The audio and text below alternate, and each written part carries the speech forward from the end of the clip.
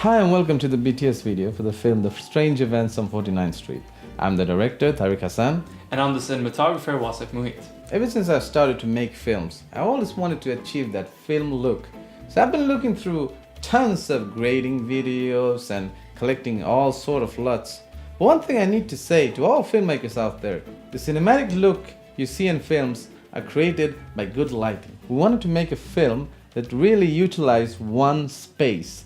And so we chose something that I had near to myself, my living room. I had a lot of explaining to do to my wife, but it's all good now. We could have done CGI. It's not that we can't do CGI, it's just that it's all about lighting. So everything you see, all the effects, all the transitions, it's all just lighting effects. Not only did we want perfect lighting, we also aimed for seamless transitions between the scenes. Because lighting sets is difficult, but lighting sets where camera is moving is more difficult. So it all starts in the 50s, and here we wanted to have that old film noir look. We wanted to have harsh lighting with dark shadows. We kept some fill in it so it wouldn't be just black. We put two lights outside the windows and open up the blinds just a little so that the light could come through and create those nice shadows. And whenever we shot directly at the windows, we also put a muslin behind it so that the lights were hidden. Even if the lights are of different temperature, it doesn't matter since it's all going to be black and white. One of the main features of this movie are the time transitions. And in order to create them without any cuts or effects, we needed to have the lights set up for the previous scene and the next scene. So for the transitions from 50 to 70, we still had the light outside the window, but we added a lot of lights for the 70s.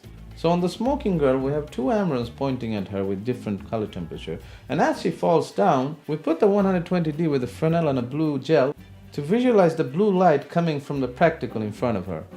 As we move to the main subjects, we had the 120T mounted on the ceiling with the aperture lantern on.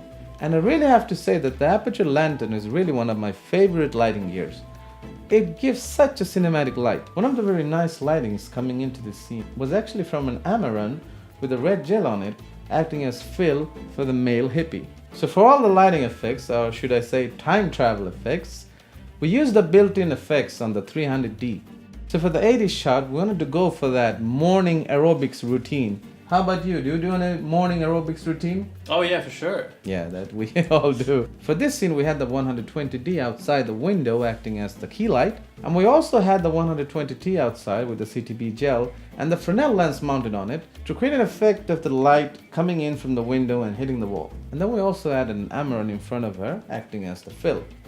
But we wanted to have quite a dark shadow on the opposite side of her face. So we put a negative fill on the opposite wall, and then we had an Amaran with a purple gel on acting as the rim. Where did we get the clip playing on the TV, you ask? Well, we shot it in here the day before. In every scene we wanted to be creative with how the objects appear.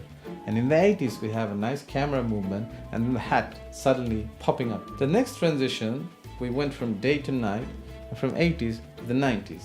Here it was important to keep the light outside the window to still have the daylight shining in. But as soon as the camera moves, we wanted to change the atmosphere and create a nice evening dinner scene. So this time we mounted the 120D on the ceiling, acting as the ceiling light. And to create those nice shadows on the face, of course we had the lantern. One of the most difficult effects was when we wanted to simulate the power going off along with the lighting outside and the room being lit by candle lights. So we kept it all wide and instantly switched the lights.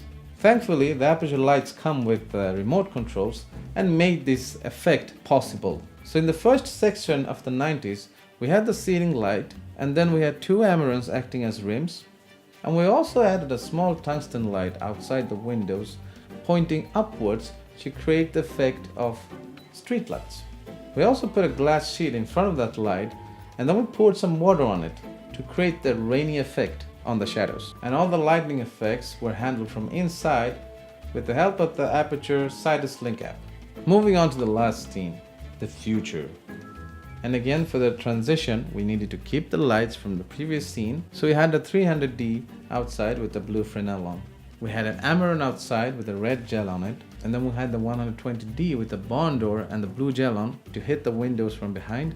And we also put a small aperture ring light beside the window with a green gel in front of it to create the futuristic city lights. We had an Amaran with a blue gel on the ceiling, and this time we used the hallway and put the 120T, creating a warm light coming in, and then we had this practical bulb acting as that light source.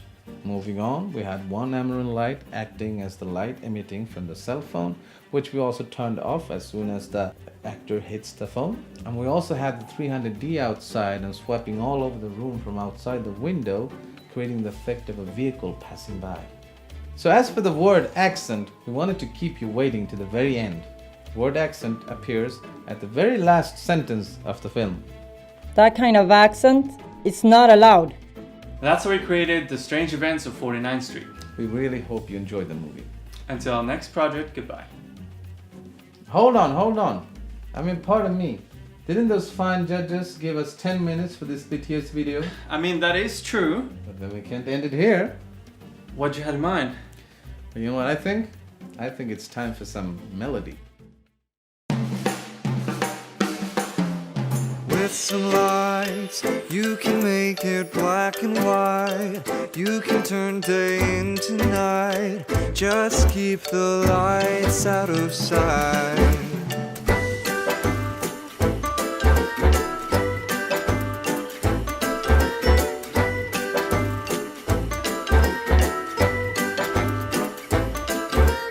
There was a time colors were not in the picture.